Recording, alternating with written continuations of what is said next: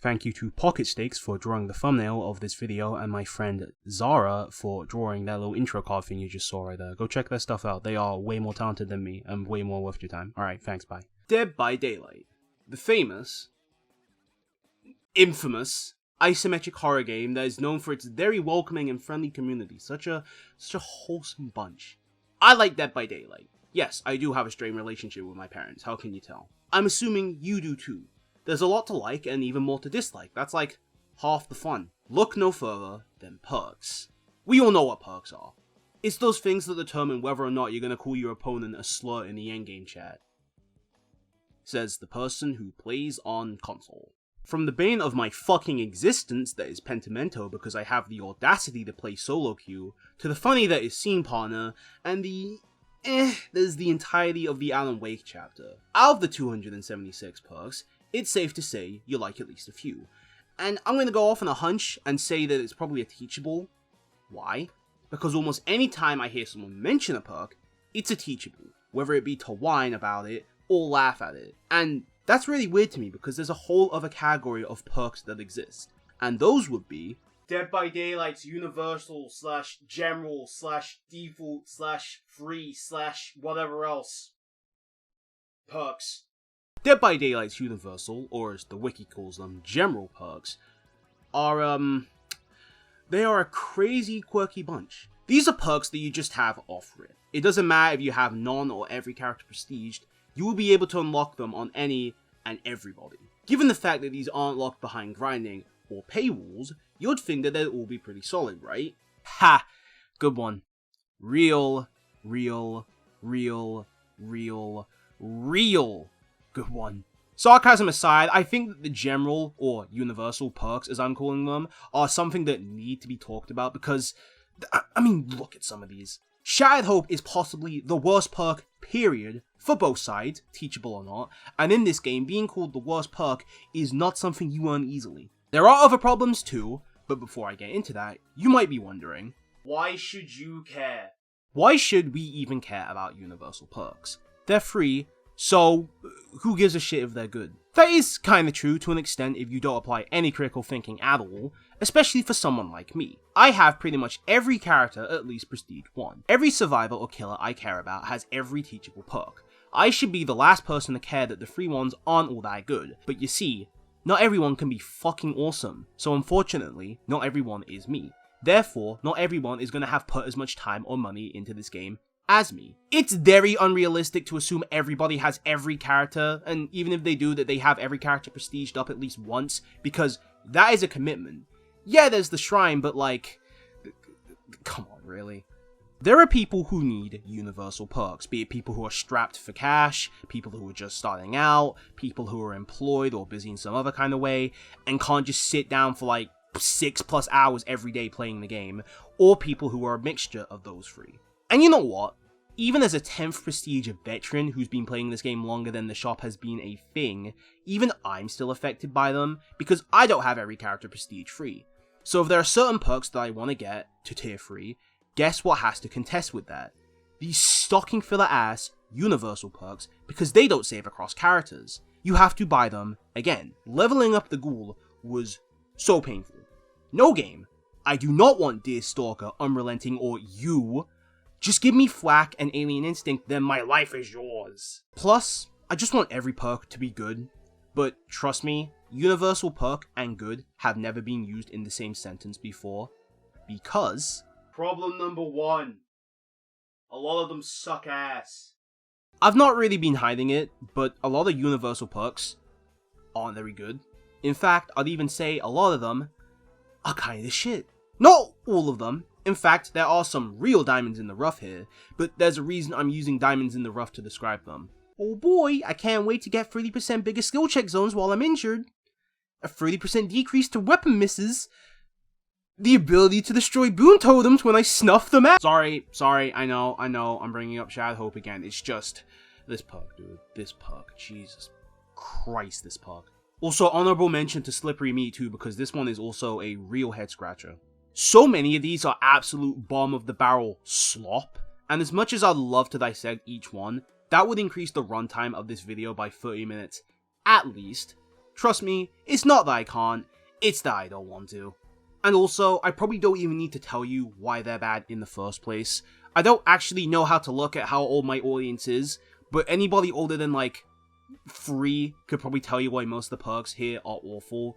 So if you are under 3, how the hell are you watching this video anyways? It's one thing to be bad, but a lot of them aren't just bad, they're detrimental because Jesus Christ do a lot of them enforce and reward really bad habits. Deerstalker incentivizes slugging, and we all just love slugging, don't we? Unrelenting punishes you less for missing attacks, which you don't really want to do on Killer in the first place, and also, by the way, it doesn't work if you hit a wall.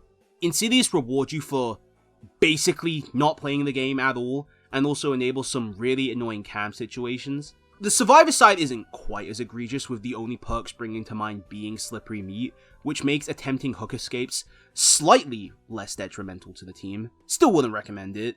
And maybe Plunderer's Instinct, because any time spent not doing gens, healing survivors, or doing totems is time not well spent, but that feels like a bit of a stretch. Some of them are just bad, no matter how you put it, but some are more just a product of their time. Sorry, I'm using Insidious as an example again, but this perk is back when like DVD was horror instead of just horror. It was a perk when games were slower, people weren't all that good, and a lot more scared, that just let you jump out at random. It was a jump scare perk. But in the year of 2025, Jesus Christ, I don't like saying that. Trying to get value from this thing outside of camping is just asking to get gem rushed. The last time it was changed was almost a decade ago. Kinda. Technically, it was changed in early 2020 where it was given the undetectable effect, but that was more just a quality of life type thing a bunch of stealth perks were given. The last time this thing was actually changed was 9 years ago when the time for it to kick in got reduced. And I mean, even if you do count the undetectable change, that was still over 5 years ago. Same can be said for a lot of these. Most of them are just relics from a long gone era where the meta was completely different. Like, Unrelenting actually used to be meta, that is crazy to me. But at the same time, yeah, some of these have just always been bad. Has This Is Not Happening ever been anything other than a filler perk? Even some of the universals I don't think are quite as bad. Run into. Problem number 2. These perks promote synergies with teachable perks. Some of these perks promote certain combos. Not a problem in and of itself. What is a problem is that they want you to combo with other teachable perks. Distressing and Thrill are definitely the worst offenders, as there are no other universal perks that interact with the terror radius, and the 2 other hex perks that don't require you to prestige a character are 2 that do not synergize with Thrill at all, as it will probably get destroyed well before you can get a no other plaything off. And sure, some of the teachables that synergize with other universal perks are tied to characters that you'll just have off the bat. Not all of them are like that. Some of them are going to require grinding for iridescent shards, or even worse, monetary purchases. Noed is an endgame perk. Freddy exclusively has endgame perks, but Freddy can only be brought with cold, hard cash. A lot of combos I like running are stuff people without disposable income would not be able to do. Deadline and Resilience, you gotta buy the Alan Wake chapter. Dark Sense and Eyes of Belmont, you gotta buy the Castlevania chapter. Bitter Murmur and Lethal Pursuer, you gotta buy the Resident Evil chapter. This is all ignoring the fact that you still have to actually prestige the characters up too in order to get their perks, which thankfully is nowhere near as bad as it used to be, but you still have to do it. I think that really sucks because mixing and matching perks is like 80% of the fun in this game, at least to me. So the fact that some people just can't do it, or at least can't do it as well, sucks, because it probably makes them want to play the game less. And trust me, Dead by Daylight already has enough reasons to not play Dead by Daylight. Especially with all the really unique perks like boons and invocations, or the special item perks.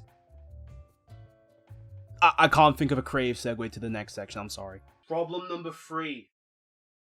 Why the hell have there not been any new universal perks added in accordance with new perk types? There's no universal perk that lets you bless totems, do invocations, create special items, trap generators, have special animations, interact with items as the killer. Hell, there's not even an obsession or exhaustion one. Those systems are nearly as old as Dead by Daylight itself. Also teamwork perk, which I definitely didn't forget about until rereading the script. I probably don't need to tell you why that's bad. Don't get me wrong, I'm not gonna act like I always run these kind of perks, but it's nice that I can. Sure, they're not really all that great, sure, the negatives probably outweigh the positives, but they fundamentally change the way I play the game, and they're just fun. I know that's gonna probably shock all the people I see exclusively running meta perks, but believe it or not, games are supposed to be fun. I can maybe understand stuff like invocations, those are really new and an intricate mechanic, but boons, obsessions, why do they not get universal perks? The fact that behavior added Shattered Hope, but not some kind of universal boon perk to go along with it will always confuse me. Especially with Boon Illuminate being right there. That's the perfect effect for a beginner boon. In fact, a lot of these teachables honestly feel like they could have been universal perks, I'm not gonna lie. Why is Visionary on Felix? He's not accessible by default, and he's probably not going to be one of the first survivors people are gravitated to, so why is one of his perk slots something only a real newbie would use? Assuming you just ignore Deja Vu, by the way. New universals have been added before, even excluding times where it was a licensed character whose perks became universal. Thrill was added with hexes, Shattered Hope was added with boons, so it's not that they just can't do it. I get that it's not that easy, don't get me wrong, I'm not going to start acting like I not only know how to actually add a perk, which would require coding, playtesting, artwork, but then also know how things are run at behavior, because there's probably multiple reasons they can't go through all of these old perks and just add new ones for free, because they have schedules and deadlines to meet. But surely they can do something, right? And who better to ask than the man who's currently speaking to you right now? What's that? You didn't ask for my opinion? Well, I'm going to pretend like you did anyway, because that's the only way I can think to organically move this video along. So, pretending like you did ask me, you might be wondering, what would I do?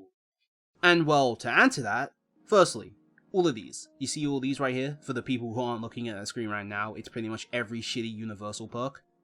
I would rework them all. Some of them have an alright idea but just executed on it poorly, but something like Insidious, I don't think it has a place in DBD anymore. Yeah, I know Unknown can still kinda use it because of its hallucinations, but like, I don't know, make it an add-on or something. I don't really think any of them can be salvaged by just changing the stats unless you make the increases so big it becomes comical. Like, can you imagine Slippery Meat with like a 30% increase? Even just that would honestly be enough, but this is a hypothetical scenario. We can take it one step further. I'd really like to see new universal perks get added. Not even just ones in accordance with all the new perk types, even though that would obviously be really cool. I'd just like to see some new normal ones that don't have crazy effects. I'd love to see the old genetic limits get turned into a universal perk, something similar to the PTB version of Wicked as well, where it was a token based perk that reduced the timer of debuffs.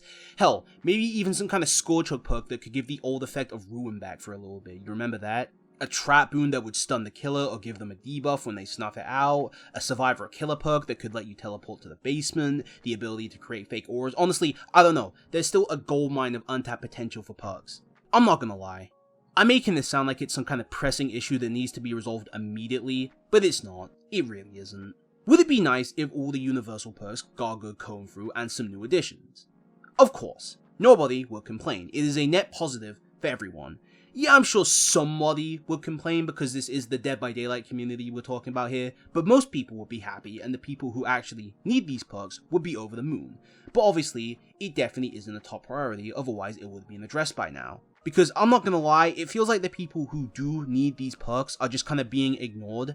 In the latest patch, as of this video's release, 9 perks were changed, 1 was completely reworked, and guess what? Not a single one was a universal perk. Patch before that, 5 perks were changed, with 2 getting a complete rework, not a single universal. Before that, another 11, and 1 was actually universal. It was literally just a small buff to Plunderer's Instinct. And the last one we got before that, I don't know. I only have so much time on this earth, and I'm not wasting it sifting through patch notes. You get the picture. Even though this isn't a top priority, it would be great quality of life. Don't think this video was just me taking a huge dump on Dead by Daylight and behavior. It honestly wasn't. It was more of just a full exercise about something I wanted to make. This was not a serious video. I don't hate Dead by Daylight. If I hated Dead by Daylight, I wouldn't be making a video about it. I wouldn't still be playing Dead by Daylight. I wouldn't have put like 1,000+ hours into Dead by Daylight. It's just there are certain parts of it that, you know, aren't the best. But I'm starting to ramble on, so That's really about it. I hope you enjoyed the video. Why am I doing the outro? Well, it's actually because me and Boltmarrow are secretly the same person, and definitely not because George is incredibly stupid and forgot to write in my cameo, so decided to just make me do the outro instead. He would never do that. If you did enjoy the video, remember to like and subscribe, and if your penis... if you...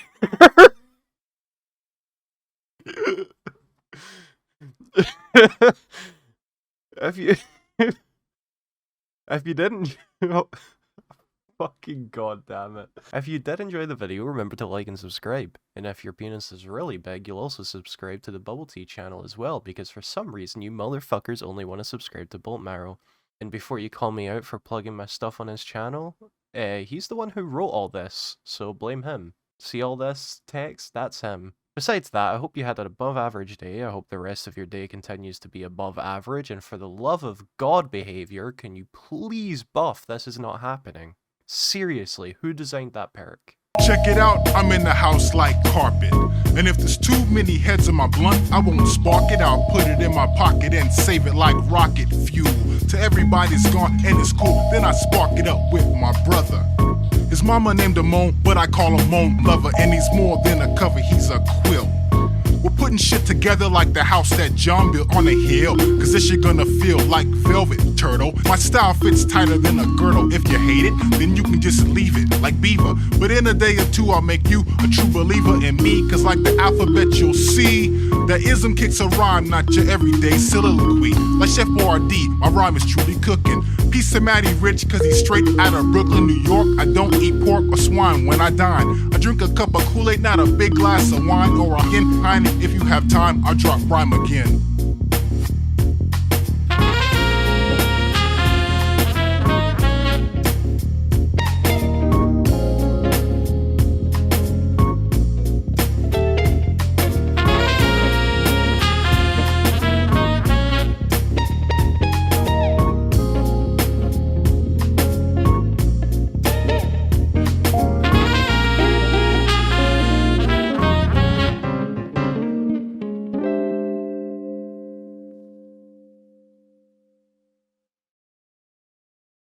You can also get jiggy and shake your pussy.